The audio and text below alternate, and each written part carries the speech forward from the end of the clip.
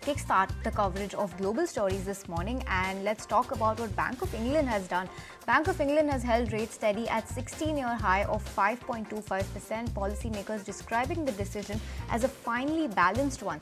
This after inflation in the UK hit the central bank's 2% target. Officials again said that monetary policy needs to remain restrictive for sufficiently long to return inflation to the 2% target sustainably.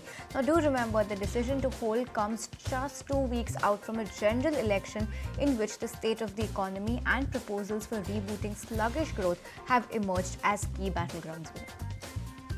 Moving on to some commentary that we have from the Fed side and in the US. Fed's monopolist president Neel Kashkari says that it would be in fact take up to 2 years to get the inflation back to that central bank's medium target. Additionally, he said that the wage growth is too high to see inflation back to 2% target. He also largely alluded that to only one rate cut this year and that they are waiting until December to do it. So do not expect a rate cut anytime soon, not even in October. Clear indication coming in from the monopolist Fed president. Alright, a slight bit of a hiccup coming in for Nvidia just yesterday, but that doesn't negate the fact and the moves that we've seen for Nvidia, because that up move has been like no other. It has no end. The chip maker's market value has now ripped past the entire country's stock markets in Europe.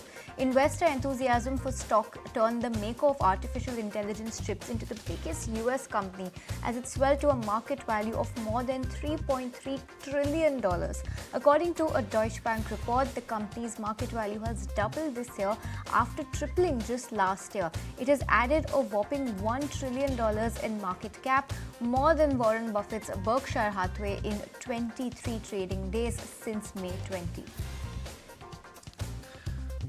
Okay, let's move on and talk about the global IT bellwether. We had Accenture that has once again actually narrowed its revenue guidance to 1.5 to 2.5% range in their local currency. The IT giant saw its Q3 top line rise by almost 4.2% on a quarter-on-quarter basis. Accenture's generative AI new bookings also in the third quarter came in over $900 million for the quarter. What are the other major highlights that's coming in from the IT major? Because clearly you always do get an indication in terms of how Accenture performs and how Indian IT companies are expected to perform. Revenue guidance cut is something we're watching out for. What are the other details? Let's go across to Ashesha, who's read up on these fine prints there. Ashesha?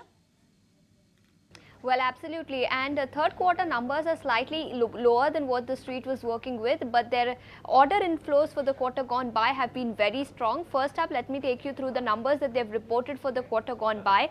Revenues have come in at $16.47 billion versus estimates of $16.65 billion. So that's lower than what the street was working with. EPS and adjusted EPS for the quarter have also been lower than what the street was working with. But as I mentioned, order inflows for the quarter gone by have been very strong. So company reported consulting new bookings at about $9.3 billion versus estimates of about $8.97 billion. So that's a green flag as far as the results are concerned. Order bookings have been very strong this time around. Let's also talk about the guidance that the management has given for the fourth quarter of this fiscal and for the full year. So for the fourth quarter of this fiscal, they are penciling in revenue growth of about 2 to 6%, and in absolute terms, revenues could come in anywhere between $16.05 to $16.65 billion. So for the fourth quarter, 2 to 6% revenue growth is what they are penciling in. Now for the full year, they've narrowed their band. So earlier they were expecting revenue growth of about 1 to 3%, which has now been narrowed to about 1.5 to 2.5%. So no major disappointment as far as full year guidance and fourth quarter guidance is concerned. All in all, numbers have been lower for the third quarter, but for the fourth quarter guidance, there's no disappointment, and order inflows in the quarter gone by have also been very strong. All right, Ashesha, thanks so much for taking us through that. But we also caught up with Rahul Jain of Dolat Capital to get more on the earnings outcome and what he's making of these numbers. Listen to what he had to say. As we have seen, the guidance for current fiscal has been very weak for the companies that give explicit number, be it Infosys or HCL Tech. And if they don't surprise positively during the earnings season, all the momentum can gradually fizzle out. There is a significant need of investment to be done by corporates on the digital transformation and other in achieving the right data set and reskilling the people, which is required before a meaningful outcome can be generated out of a Gen AI proposition.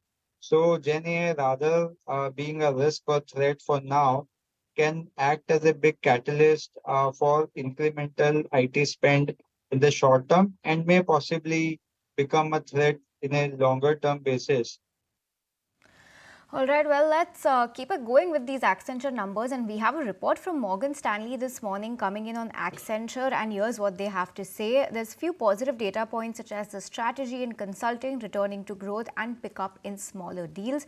They also see this as another confirmation of the bottoming out of growth rates. This is what Morgan Stanley believes. Now, they're also seeing some signals of a return of discretionary spending, but these are still elusive, it is what Morgan Stanley has to say. They also believe that the revenue growth recovery for Indian IT services companies is likely to be gradual. It's going to happen over a period of time, and marginally positive for sentiment towards India IT stocks is what Accenture's numbers could pan out to be. So this is what Morgan Stanley has to say on Accenture's earnings. They believe it is marginally positive for Indian IT stocks as well. So on the back of these numbers, the entire Indian IT pact, or Nifty IT in particular, and all of these individual IT companies will be in focus. We'll want to watch out today. If you like this video, then like, share and subscribe to ET Now.